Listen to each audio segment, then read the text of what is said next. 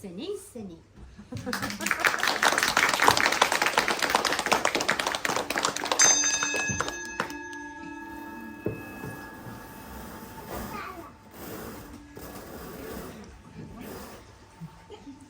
Kaip atsirado žemė? Nebuvo nieko, tik vanduo. Tais vandenimis yrėsi mažas laivelis, kuriame sėdėjo Dievas ir velnias. Pagaliau jiedu nutarė pailsėti, tik nėra kur. Tada ir sako Dievas velniui: Nerk į dugną ir iš ten iškelk saują žemę. Velnias murkti gelmę. Po valandos iškilo, atkniaužė kumštį. Tai kad nieko nėra.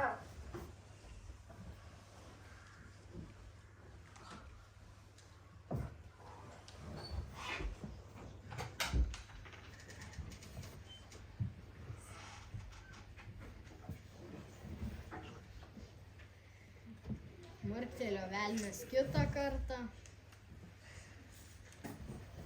Vėl nieko. Murktelėjo trečią kartą.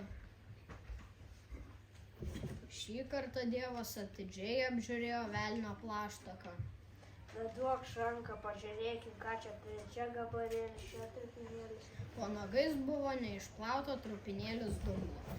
Dievas iškrapštė velnio panagės, sulipdė iš tų trupinėlių grumstelį ir padaręs mažą salelytę padėjo ją ant vandens.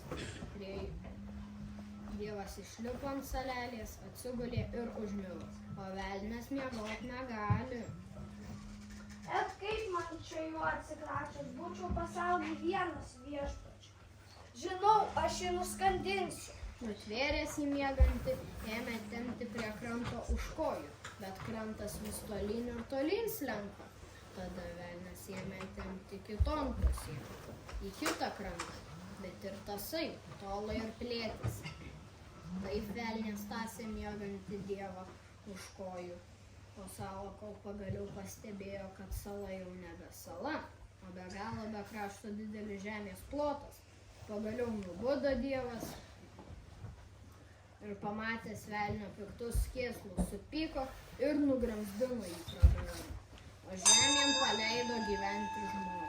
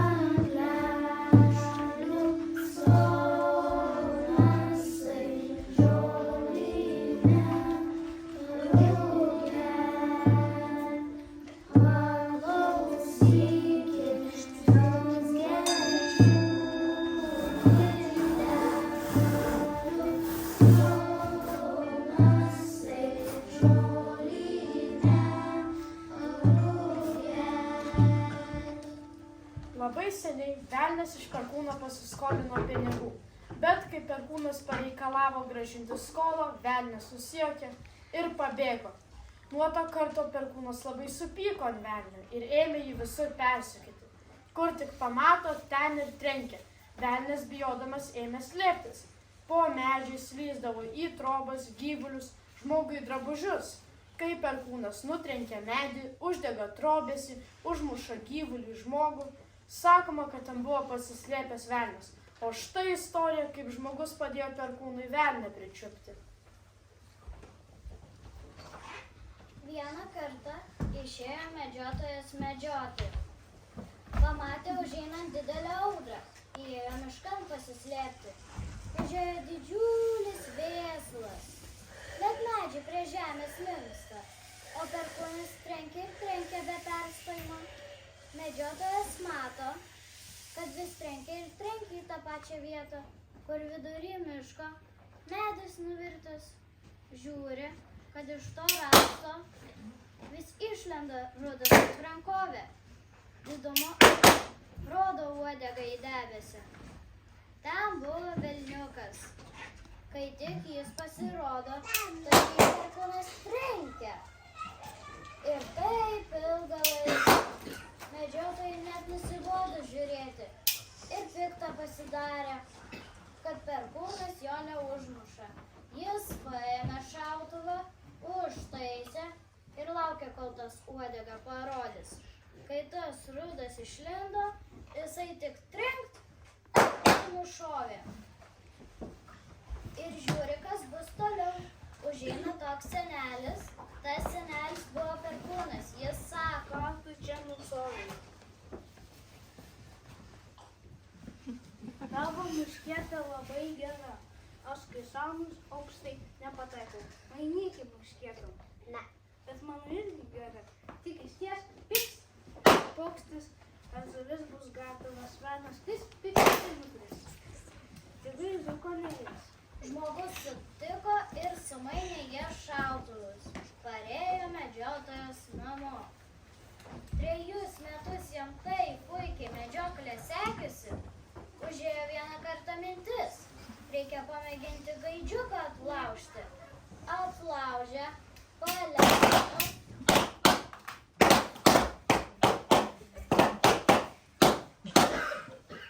Kad trenks baisingas griaustinis. Medžiotojas net pats pardribo. Senelis Perkūnas jau čia pat. Ką tu pridirbai, tu trečdalį pasaulio nuvežei čia tavo, atiduok mano. Nuo to laiko senelis Perkūnas daugiau niekada nebeduoda žmonėms savo muškietos.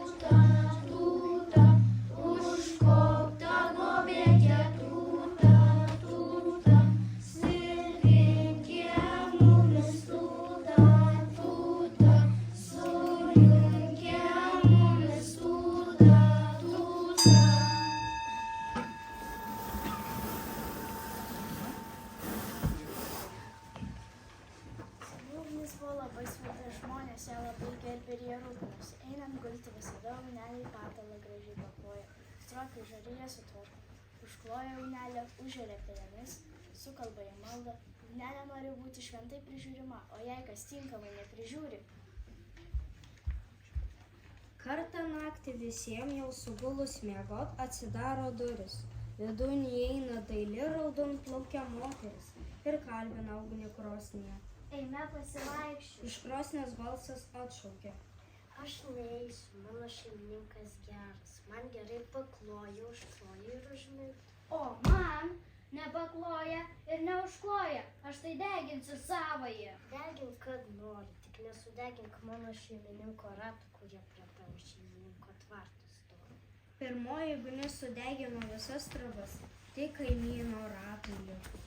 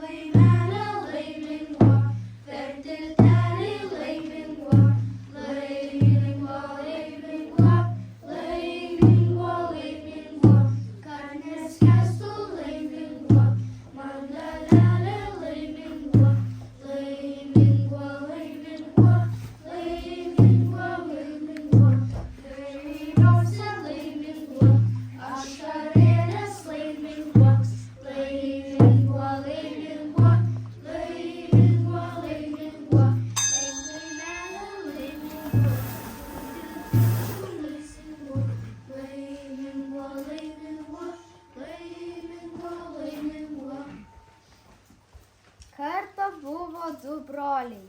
Vienas godus ir nepaprastai turtingas, o kitas geraširdis ir dosnus. Bet didelis vargšas. Kad ir kaip stengiasi, kad ir kaip lūžta, vis vien niekas nesisekė. Kartą išsiruošė abu broliai į tolimą turgų. Turtingasis prisikrovė į savo vežimą tiek derliaus, kad net poškėjo, o vargšas vos kelias gniūžtes nešusi. Turtuolis viską sėkmingai pardavė ir jau ruošiasi namo, o pasirodo varguolis ir prašo. Broli, padėk, nepasisekė man. Nors ir dorai nieko parduoti neturėjau, bet į tą menką gerą. Vos tik nusisukau pavogę. Paskolink pinigų, bent vyžoms nusipirkti. Įtėms tokį kelią basom eiti. Pats kaltas, kad net vyžų neturi. Pareisi basas, ne kur dėsi. Eina varguolis liūdnas dainuodamas namo. Prisėda pailsėti ir pamato netoliese didžiausią Kas tu baltą esi? žmogų. Tavo nelaimė. Oi, kokia tu didelė. O ar galėtum trupučiuką sumažėti? Galėčiau. Atsakė toji ir sumažėjo kažkiek. Baisiausiai stebėdamasis ir aikčiodamas varguolis prašė parodyti nelaimės, kokio mažiausio mažumo ji galėtų būti. Ir kai ji tapo riešuto dydžio, varguolis čiupo ir uždarė jai tabokinę. Tuomet įkišo į drevę medį ir leidosi namo.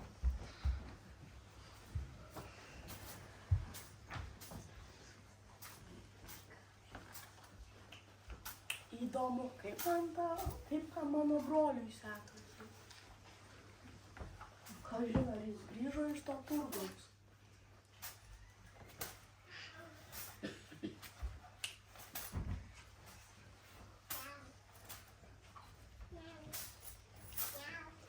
Po kurio laiko susitiko broliai. Ir mato turtuolis, kad jo brolis visai nebeatrodo kaip vargšas. Apsirengęs puikiai, linksmas visas ir pradėjo kalbinti. Praturtėjai ar ką? Praturtėjau, vargo nebematau. Ir kaipgi čia taip? Ir papasakojo buvęs varguolis savo broliui visą, kas jam nutiko. Turtuolis suėmė toks baisus pavydas, kad broliai sektis pradėjo. Sumanė jis surasti tabokinę ir vėl paleisti brolį nelaimę. Ir išėjo to medžio ieškoti, kur brolis minėjo.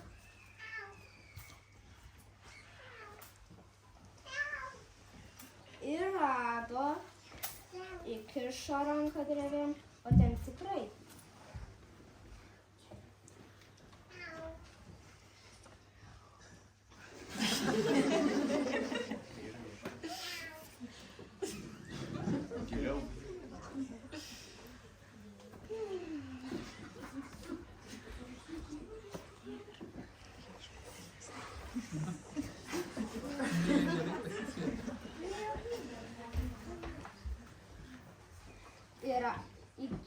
O ten tikrai tabokinė. Atidaro ją ir pasirodo milžiniška balta žmogista.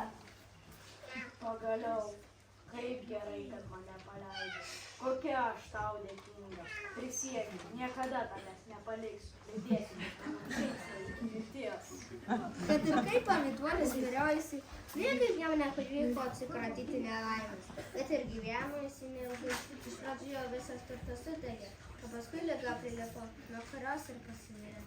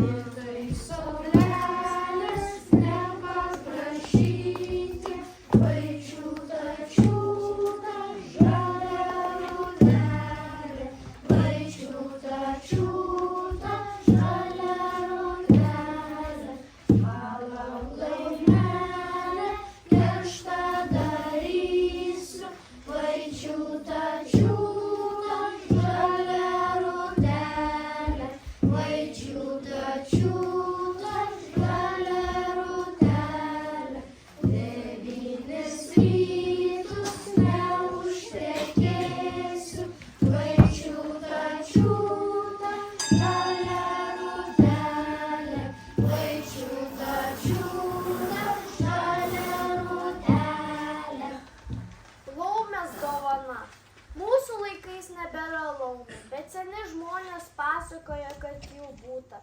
Jos turėjo labai aštrius nagus. Kai kurie dar sako, kad geležinius. Jais laumės draskydavo žmonės. Jei kas nebaigdavo kokio darbo dirbti, ateidavo nakčia laumės ir imdavo dirbti. Žmonės sakydavo, vaikai, nepalikit darbo rytoj, ko nepadarysit jūs šiandien, ateis nakčia laumės ir ims dirbti. O jei žmogų laumės nakčia dirbant užklupdavo. Ai. Kitąsyk gyveno toks ūkininkas su dukra. Jo žmona buvo mirus. Jis vedė našlę. Ši irgi turėjo dukterį. Pamotė savo dukterį mylėjo, o podukros nekentė. Ir taip spaudė ją prie darbo, kad ji ne marškinių negalėjo dieną išsiskalbti. Peikioji podukra kartą paėmusi marškinius, nuėjo naktį prie upės ir skalbė. Jai beskalbant atėjo tokia moteriškė.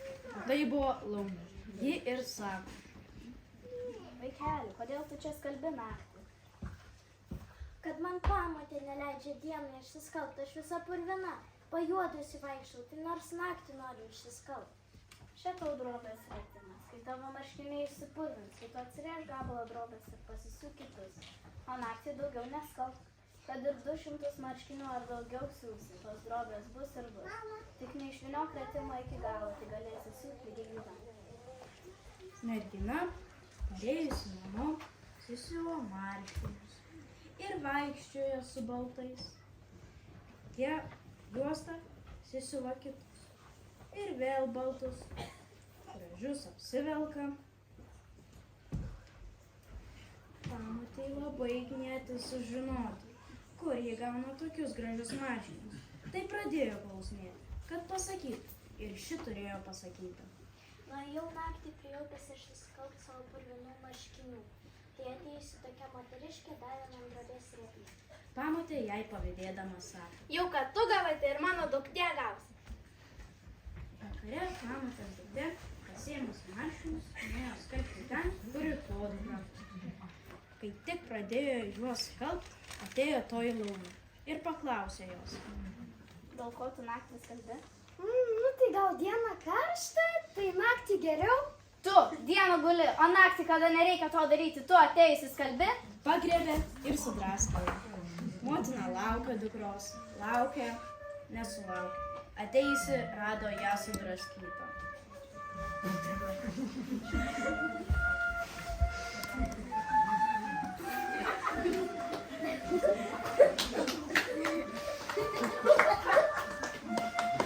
O podukra užaugo, ištekėjo ir vis rengėsi laumės dovanotos drobės marškiniais. Kai jau paseno, pagalvojo: reikia pažiūrėti, kasgi ta maudyklė yra. Išvyniojo, rado tik skiedrelę suvyniotą. Ir nors tą skiedrelę vėl suvyniojo, kiek iš to ritimo nurėžė, drobės nedaugėjo. Ir ritimas greitai baigėsi.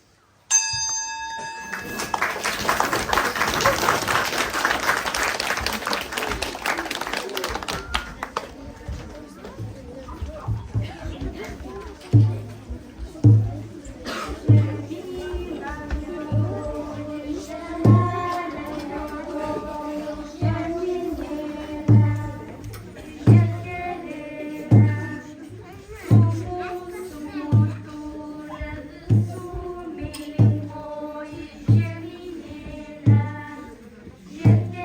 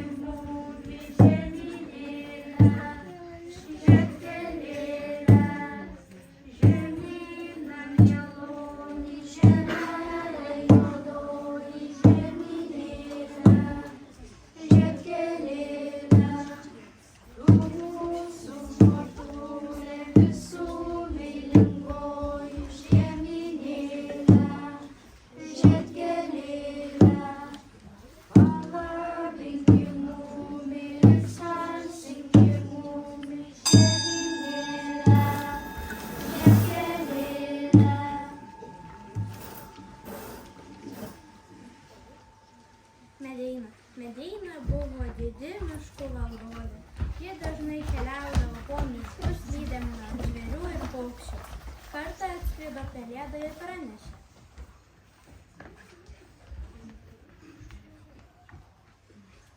Medina, iškilnioji dievaitė, kunigaikštis susiruošė medžioti šiame miške.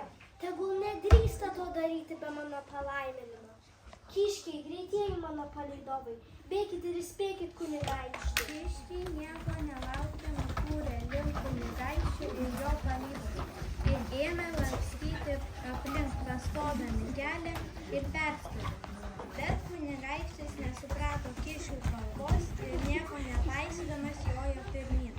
Kiškiai uždusę grįžo su šią žinią pas Medeiną. Tuomet Medeina pasiuntė prieki savęs vilkus. Šie apsupo kunigaikštį palydą ir išpjovė visus žirgus ir žmones. Kai liko tik vienas kunigaikštis, Medeina tarė: Tie, kas nesupras kiškių kalbos, išgirs vilkų kalbą. Nuo to laiko, pamatęs bent vieną kiškį, kunigaikštis imdavo rėkti: Kiškis, kiškis, ir apsigręžęs bėgdavo kiek įkabinamas. O jei tik jo kelią perbėgo kiškis, nekėlė kojos miškan medžioti ir kitiem draudė.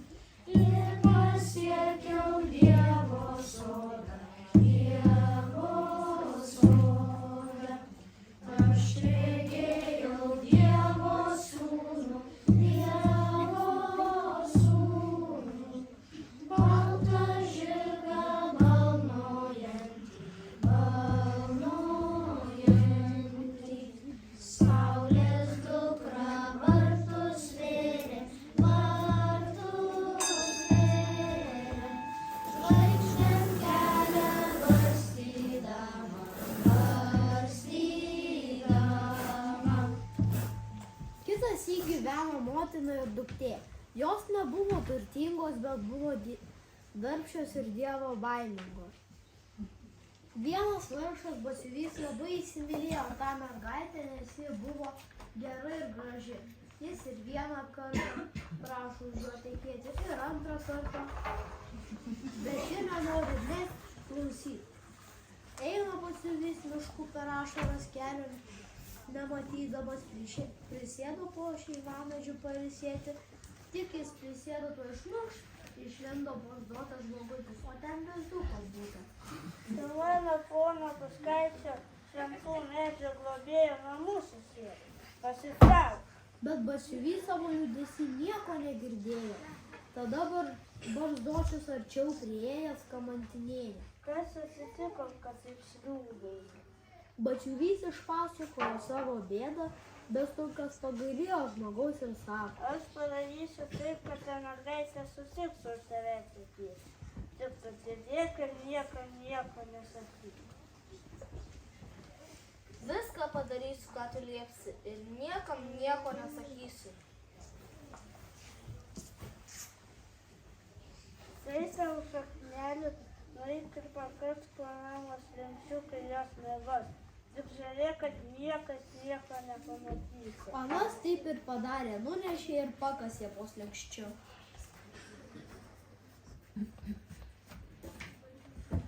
Pirmoji rytą atsikėlė motina. Jai reikėjo eiti pas gyvulius. Vos tik peržengė per trobos slenkstį. Nuėjusi prie gyvulių kviečia savo karvę. Margė. Išmiegojo karvytę. Nu kaip čia tu taip, ar gražu, begėdė?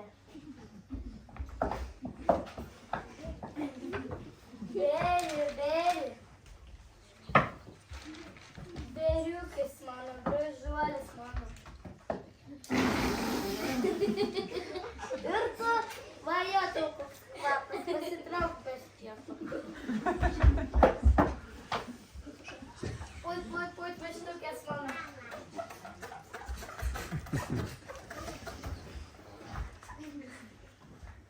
Vaikeli, kelkis, padėk man eik pas gyvulius.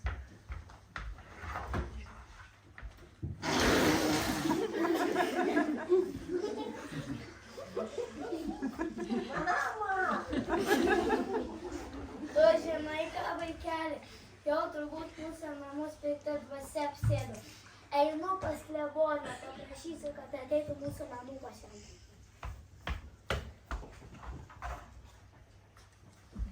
Garbė Jėzui Kristui dvasiškas tėvelė. Per amžius. Ateikit mūsų namų pašventę, vis turbūt pikta dvasia apsėdo. Gerai, aš ateinu. Jis ir atėjo, atsinešė švęsto vandens ir krapylą, peržengė per trobos slenkstį,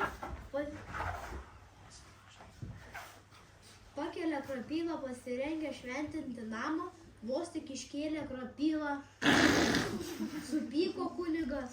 Pertos jūsų namus, su jūsų tais vaikais, aš mišių nebegalėsiu laikyti. Ir paskubo pašventė jos namus ir važiavo. Dabar jau bezdukas susiradęs Batsiuvį jam sako. Tu dabar nueik pas tą mergaitę ir sakyk. Jei tu už manęs tekėsi, tai aš viską pasaisysiu. O jei netikėsi, tai jūs per visą savo gyvenimą taip darysi. Batsiuvys taip ir padarė, nuėjo pas mergaitę ir sako.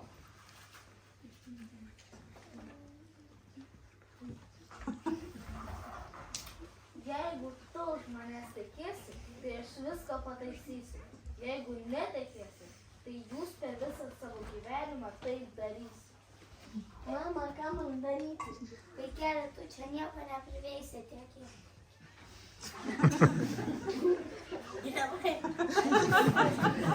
Apsivedė Jėzų ir laimingai gyveno, o ta šaknis Batsiuvys iš po namo slenksčio iškasė ir viskas laimingai baigėsi.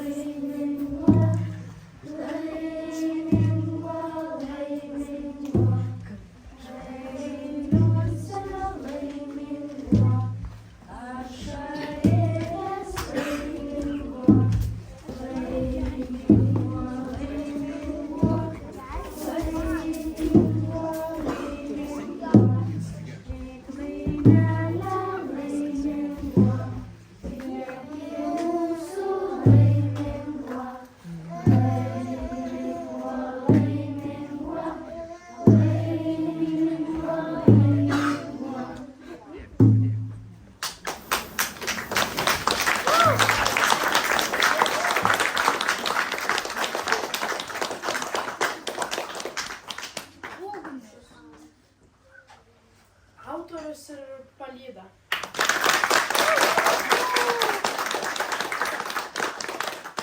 Vilnius. Autorius ir velnas.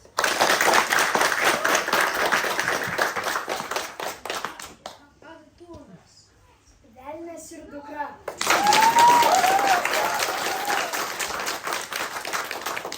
Milda.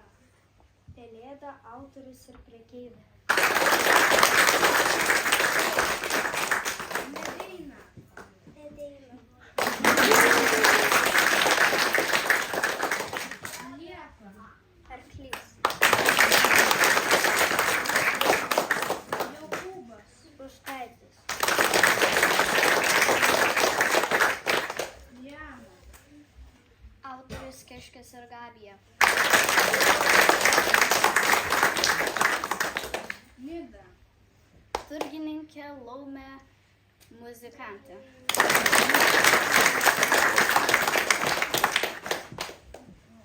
Maja. Ugnelė, Kiškis ir muzikantė.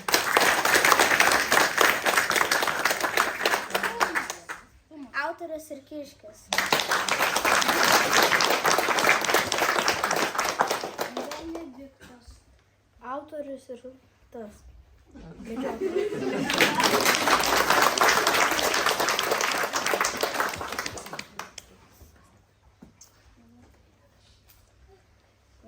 Ainis. Vargšas ir scenos parašėjas. Vilka. Muzikantė, turgininkė ir įžanga. Urtė. Podukra ir karvė. Deimantė. Motina. Abigailė. Autorė ir ten. Aušrinė. Dukra. Nojus. Batsiuvys, pirkėjas ir vilkas. Dovydas. Dievas pirklys.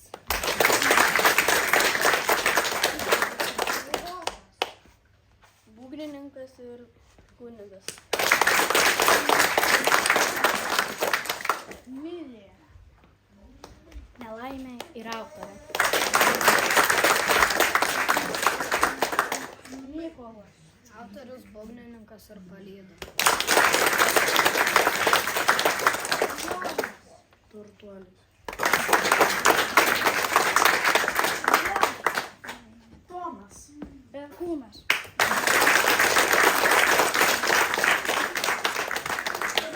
Režisavo Guoda, padėjo kurti spektaklį Inga ir Vilius.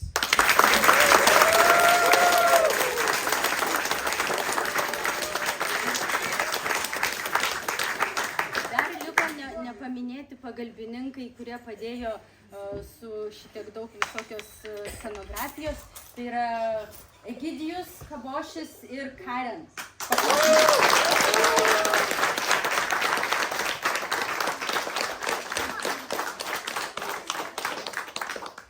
Ir iš tikrųjų tai aš labai džiaugiuosi vaikais, nes dauguma sprendimų ir dalykų, kaip mes ką darysim, iš tikrųjų buvo jų idėjos, o mums tik liko įsudėlioti, kaip čia tai įgyvendinti. Tai iš tikrųjų labai paplokim dar kartą visiems.